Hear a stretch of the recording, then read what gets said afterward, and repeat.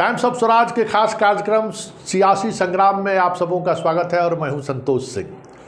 और आज हम टाइम्स ऑफ स्वराज में बात करने जा रहे हैं बिहार के उस नैरेटिव को, जिस नैरेटिव के सहारे बीजेपी नीतीश को घेरने की कोशिश कर रहे हैं। और उसी नैरेटिव को तोड़ने के लिए नीतीश किस अंदाज में राजनीति कर रहे हैं, सियासत कर रहे हैं, आज हम उसी पर चर्चा करेंगे। लेकिन उस चर्चा की शुरुआत करने से पहले ज़रा इस व्यक्ति की तस्वीर को गौर से देखिए कि ये कौन है। शायद आपको याद होगा, इनके व्यक्तित्व पर एक फिल्म भी बन चुकी है, शायद आपको याद आ गया होगा। ये दशरथ मांझी हैं। और ये दशरथ मांझी वही मांझी हैं जो पत्नी बीमार थी और अस्पताल ले जाने के लिए जो रास्ता था वो रास्ता बहुत ही दूर था और काफ़ी वक्त लग गया अस्पताल पहुंचने में, जिस वजह से उनकी पत्नी की मौत हो गई। लेकिन उस रास्ते में एक पहाड़ था, जिस पहाड़ को तोड़ अगर रास्ता बना दिया जाता तो शायद उनकी पत्नी की जान बच जाती। मतलब 25 किलोमीटर का रास्ता 5 किलोमीटर में तय किया जा सकता था। पत्नी के निधन के बाद दशरथ मांझी ने ठान लिया कि इस पहाड़ के सीने को चीर देंगे, इसके वजह से हमारी पत्नी की जान चली गई है। और उसके बाद वो हथौड़ा और छेनी लेकर पहाड़ को तोड़ना शुरू किए। हम आज दशरथ मांझी की चर्चा इसलिए करते हैं कि दशरथ मांझी के सहारे ही जीतन राम मांझी ने नीतीश की घेराबंदी करने की कोशिश की और राष्ट्रीय फलक पर वो दिखाने की कोशिश की कि किस तरीके से ये दलित विरोधी है। स्वाभाविक है, क्योंकि दशरथ मांझी को पूरी तौर पे इस देश में एक अलग पहचान दिलाने में बड़ी भूमिका नीतीश कुमार की रही है। ज़रा ये भी तस्वीर आप देख लीजिए। नीतीश कुमार ने इनके लिए अपनी कुर्सी छोड़ दी थी और दशरथ मांझी के नाम पर एक स्कॉलरशिप भी चलाया उन्होंने। उनके परिवार के लोगों को सारी सुख सुविधाएं उन्होंने दी। दशरथ मांझी जब तक जिंदा थे उनके इलाज के लिए जितने खर्च होने थे वो सारे खर्च नीतीश कुमार के मतलब सरकार की तरफ से हो रहा था। और दशरथ मांझी कौशल विकास योजना, मतलब अलग अलग तरह की चीज़ें दशरथ मांझी के नाम से खोला गया। उस रोड को भी पक्कीकरण किया गया, बेहतर बनाया गया। लेकिन जब सियासत होनी शुरू होती है तो इसी तरीके का चीज़ें होनी स्वाभाविक है कि हम दशरथ मांझी को भारत रत्न मिले, पद्मश्री मिले, इसके लिए हम प्रधानमंत्री से मुलाकात का समय मांगा था। प्रधानमंत्री से मुलाकात नहीं हुई तो हम गृह मंत्री से मिले और राष्ट्रपति से मिले, जबकि उस वक्त पद्मश्री या पद्म विभूषण या भारत रत्न मिलने की जो प्रक्रिया होती है वो सारी प्रक्रिया खत्म हो चुकी थी और अनाउंस भी हो गया था। मतलब साफ था कि दशरथ मांझी को भारत रत्न मिले, पद्मश्री मिले। इन सब चीज़ों के पीछे जीतन राम मांझी की राजनीति बीजेपी के शीर्ष नेतृत्व से मिलने का था और बहाना दशरथ मांझी थे। ये पिछले कई महीने से ये सारी चीज़ें चल रही थी। नीतीश कुमार लगातार उन चीज़ों पर वो गौर कर रहे थे कि आखिर दशरथ मांझी के सहारे जीतन राम मांझी साधना क्या चाहते हैं। फिर शराबबंदी को लेकर आए दिन कुछ न कुछ वो बयान दे रहे थे, जिससे कभी कभी सरकार असहज महसूस करने लगती थी। तो ये सारी चीज़ें चल रही थी। लेकिन जैसे ही बिहार में विपक्षी एकता को लेकर एक बड़े बैठक के आयोजन की बात सामने आई, जिसका नेतृत्व नीतीश कुमार करने वाले हैं, बस खेला शुरू हो गया है। और जो बीजेपी और संघ का जो तरीका है, उस तरीके में तोड़ और जोर की जो एक सियासत उन्होंने सीखी है गुजरात से, उसका इस्तेमाल बिहार में भी होनी शुरू हो गई। और उसके बाद कई तरह का प्रलोभन जीतन राम मांझी को दिया गया, जिसमें राज्यपाल का भी है और बेटे को लोकसभा चुनाव लड़ने को लेकर भी है। क्या होगा और बीजेपी अपने सहयोगियों के साथ जो वादा करता है उस वादे पर वो कितना खरे उतरता है, ये कहने की बात नहीं है, वो तो वक्त बताएगा। लेकिन बड़ी बात ये है कि जिस नैरेटिव के सहारे जीतन राम मांझी बिहार की राजनीति के साथ साथ देश की राजनीति में ये दिखाने की कोशिश कर रहे थे कि नीतीश कुमार दलित विरोधी है, तो उन्होंने आज दोहरा झटका जीतन राम मांझी को दिया है। पहला तो रत्नेश सदा को मंत्री बनाकर, जो 3 बार से विधायक हैं और वो साइकिल रिक्शा चलाते थे, रिक्शा चालक से वो इस हैसियत में पहुँचे और उन्हें आज मंत्री बनाया गया। और ये आप बात साफ समझिए कि उत्तर बिहार और मध्य बिहार में जो मुसहर या माझी जाति का जो अपना एक रिश्ता नाता या वैचारिक या फिर सामाजिक जो मान्यताएं हैं, वो दोनों बहुत डिफरेंट हैं। मगध का अलग है, मिथिलांचल का अलग है, और दोनों एक दूसरे से बेटी रोटी का भी कोई रिश्ता नहीं है, और ना ही दोनों का मिजाज मिलता है।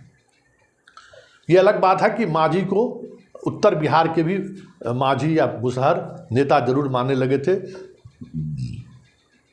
उनको लोग पहचाने जरूर लगे थे।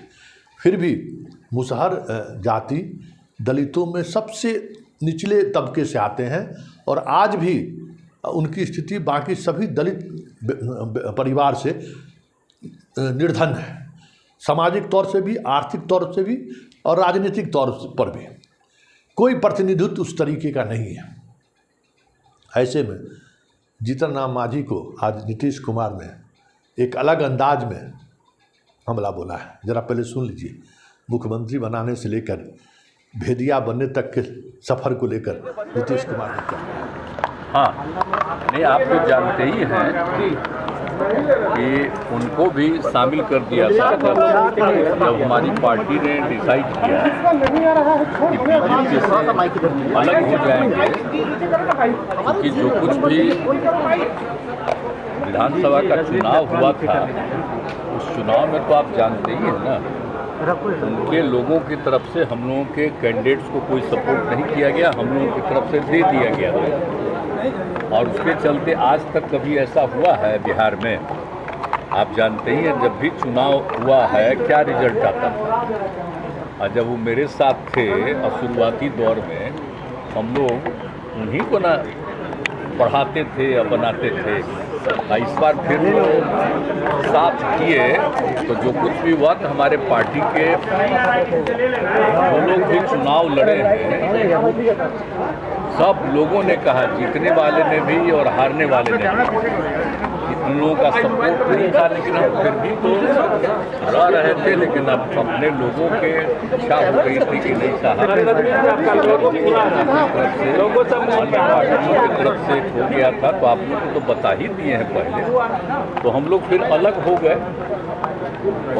तो उसी में वो चूँकि बीजेपी के लोगों की इच्छा थी कि उनको आप अपने साथ करके अपने शेयर का उनको दे दीजिए टिकट, दे दिए थे। लेकिन जो थे जीतन मांझी, तो आपको मालूम है जी, हम रिजाइन कर दिए थे, आपको याद है लोकसभा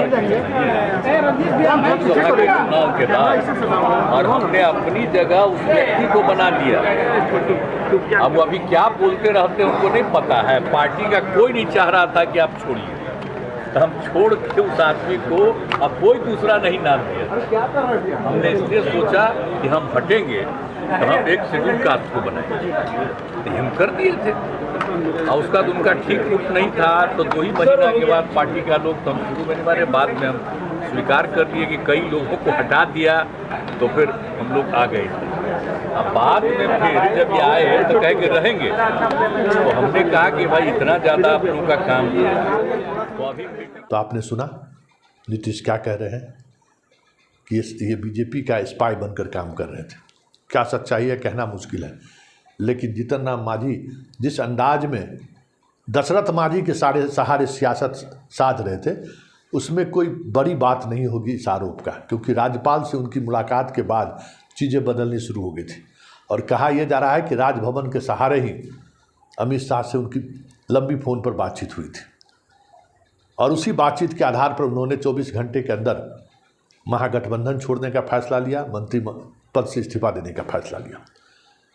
लेकिन नीतीश इस राजनीति को समझते हुए ज़रा देखिए, जिनको उन्होंने मंत्री बनाया है संतोष मांझी के जगह पर रत्नेश सदा का, वो क्या कह रहे हैं, ज़रा उनकी बात भी सुन लीजिए।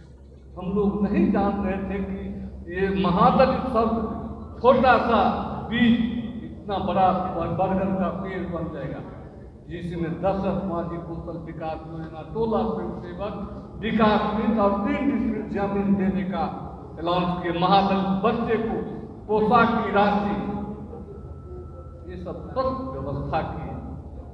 उस व्यक्ति का नाम है, महादलित को अगर कोई देखा है, व्यक्ति का नाम है नीतीश कुमार।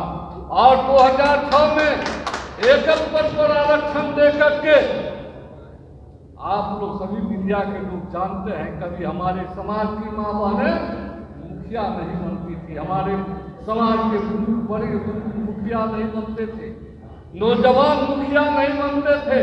उन्होंने राजनीतिक सत्ता में ला करके मुखिया, सरपंच समिति, पंचायत समिति के सदस्य प्रमुख और जिला परिषद का अध्यक्ष बनाने का काम किया है। उस व्यक्ति का नाम है नीतीश कुमार। मैं कहना चाहूंगा आप लोग के बीच में, आप लोग के समक्ष में कहना चाहूंगा, जो व्यक्ति को माननीय मुख्यमंत्री नीतीश कुमार ने मंत्री से लेकर मुख्यमंत्री तक बनाने का काम किया, वह व्यक्ति समय समय पर हमारे माननीय मुखिया नीतीश कुमार को धोखा देने का काम किया। माननीय मुखिया को ही धोखा नहीं दिया, पूरा समाज को धोखा दिया। जबकि उन्होंने 1980 से लेकर के 2023 तक विधायक से लेकर मंत्री, मंत्री से लेकर मुख्यमंत्री तक बने, लेकिन समाज के लिए कोई ऐसा बड़ा लकीर नहीं खींचा।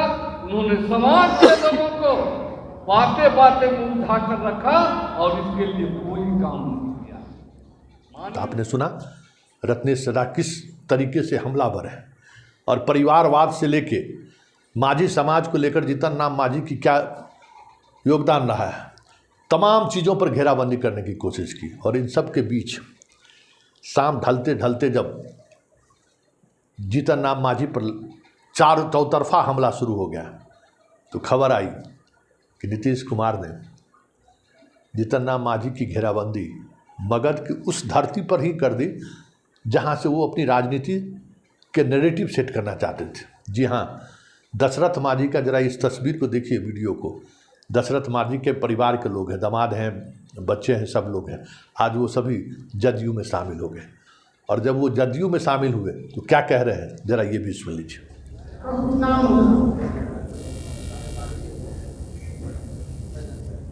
नीतीश कुमार की था। शुरू से हम लोग उसी साथ में रहते हैं, उसके बाद पर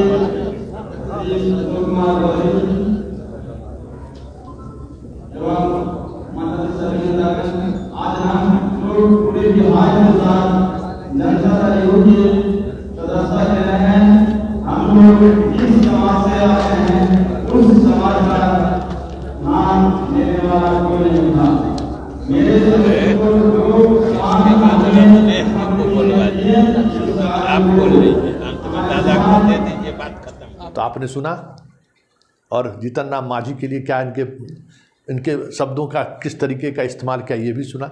मतलब जिसके सहारे जीतन राम माझी राष्ट्रीय फलक पर राजनीति साधने की कोशिश कर रहे थे, नीतीश ने उसको जड़ से ही कतर दिया है। पूरा दशरथ माझी का परिवार आज जदयू में शामिल हो गया। स्वाभाविक है, ऐसे में जीतन राम माझी की राजनीतिक विरासत पर ही नीतीश ने हमला कर दिया है। तो ज़रा सुनिए जीतन राम माझी क्या कह रहे हैं नीतीश कुमार के उन आरोपों का, रत्नेश सदा के उन आरोपों का, और जिनके सहारे वो राजनीति की बिसात बिछाने चाह रहे थे दशरथ माझी, उनके परिवार के द्वारा कहे गए बातों पर क्या कह रहे हैं, जरा सुनिए। आप लोगों के मन में जिज्ञासा निश्चित होगी कि 13 जून को बिहार मंत्रिमंडल से संतोष कुमार का त्याग कब से हुआ, इसका क्या कारण हो सकता है। इसके संबंध में ऐसे तो संतोष कुमार जी की भी बात आई है, हम भी कहीं कहीं बोले हैं। सच्चाई यही है कि हिंदुस्तानी अवाम मोर्चा सेकुलर का निर्माण 2015 में हम लोगों ने किया था। एक उद्देश्य ही था कि जीतन मांझी बिहार सरकार के मुख्यमंत्री के रूप में 9 महीना तक काम करने का मौका मिला जीतन मांझी को। उस समय में कुछ इम्पोर्टेंट निर्णय लिए गए थे और हमारे समझ से नहीं, बहुत लोगों के समझ से वो निर्णय बहुत जन उपयोगी था और उसका इम्प्लीमेंटेशन होता तो बिहार को बहुत फ़ायदा होता।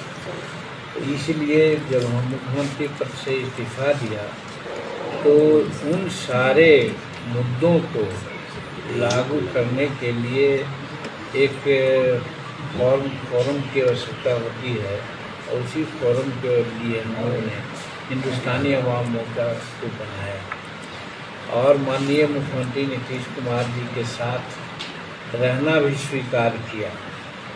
जो उन्होंने मंत्रिमंडल से हमें मुख्यमंत्री पद से हटाने के लिए बाध्य किया था, उन सब बातों को गौण रखा क्योंकि हम बहुत बुरा नहीं समझे, हमारे मुद्दे हैं।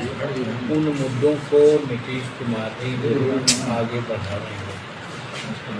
आज 15 के बाद आज जो रहे फिर चुनाव हुआ, चुनाव के बाद फिर हम लोग साथ रहे और आज 2023 6-7 वर्षों में हमने अथक प्रयास किया अपने मुद्दों को अनुपालित करने के लिए, लेकिन अफसोस के साथ कहना पड़ता है कि आज तक वो मुद्दा अनुपालित नहीं हुआ। उसमें सभी मुद्दा की बात करेंगे तो बहुत समय लगेगा। आप लोगों का समय महत्वपूर्ण है, इसलिए सारी बातों की चर्चा नहीं करते। 1-2 मुद्दा की बात हम करेंगे। सबसे पहले मुद्दा की बात करेंगे कि आधी आबादी है महिलाओं की और नारी सशक्तिकरण वर्ष, अंतर्राष्ट्रीय नारी सशक्तिकरण साल मनाया गया। हमारे जहन में भी बात बनती है कि जब तक महिलाएं साक्षर नहीं होगी, करीब से नहीं होगी, समाज का विकास नहीं हो सकता है। इसलिए जीतन मांझी अपने मंत्रिमंडल काल में एक निर्णय लिया था कि प्रथम क्लास से लेकर के पोस्ट ग्रेजुएट तक के किसी जात, किसी कौम, किसी वर्ग का मतलब वो चाहे गरीब हो या अमीर हो, सबकी बच्चियों की पढ़ाई को हमने फ्री कर दिया।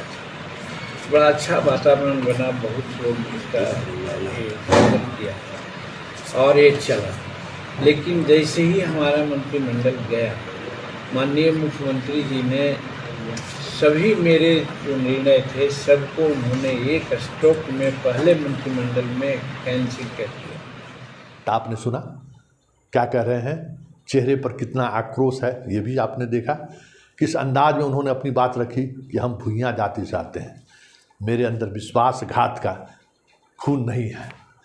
ये खून जिनके पास है वो कब फिर पलटी मार जाए कोई कह नहीं सकता।